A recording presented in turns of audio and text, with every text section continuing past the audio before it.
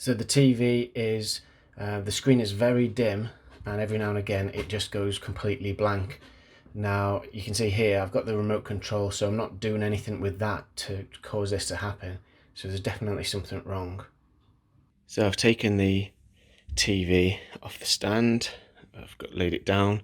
One of the first things I noticed when I got the TV to this stage was this strange little bump here. Now it's obviously not supposed to be there, and when you look close you actually see it's melted. So when I took the when I take the back off, this is what I found. This is the inside of the cover, the back cover, and here are three little melt marks, and they correspond to these three capacitors. And it's not obvious from this angle, but you can see the top of those capacitors are domed or mushroomed, whereas a healthy capacitor should look like that, perfectly flat. So these three capacitors, all of them, they've blown. And what do we have? It's a 450 volt 3.3 microfarad. So I just need to get three of those and pop them in. So here is the back of the PCB. I figured out that this really big fat PCB trace is ground, and the solder points I need are these two, and these two. So this will be the positive and negative for the capacitor. Positive, negative, positive, negative. There's a bit of gunk on here that I'm going to have to scrape off, but that's fine.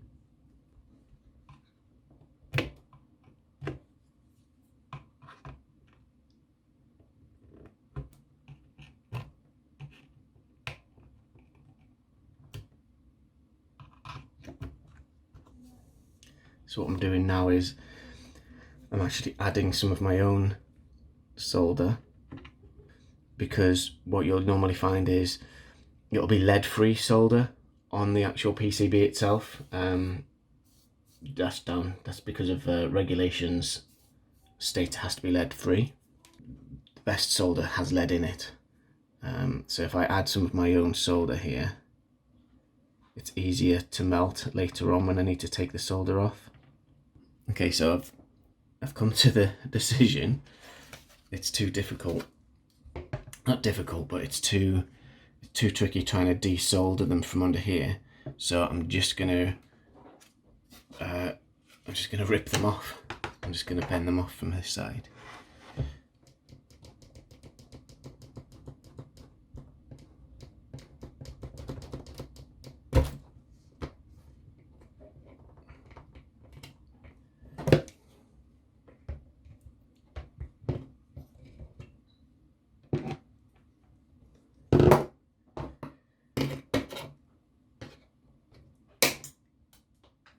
Maybe I should wear eye protection.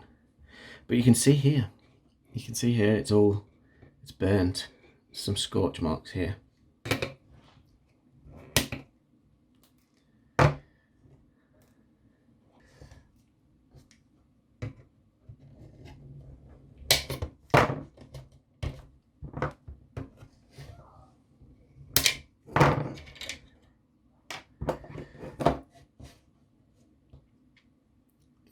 Scorch marks.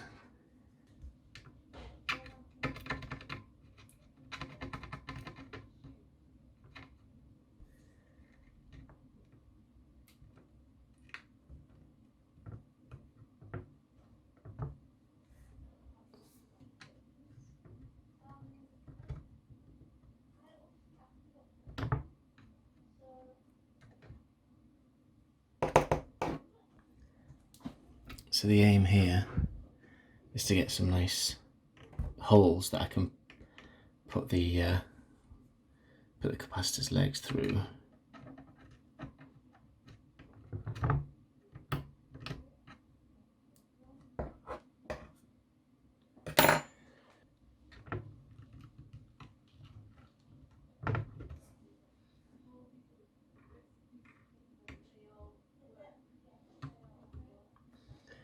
1, 2, 3, 4, 5, 6 holes. So these are the through holes.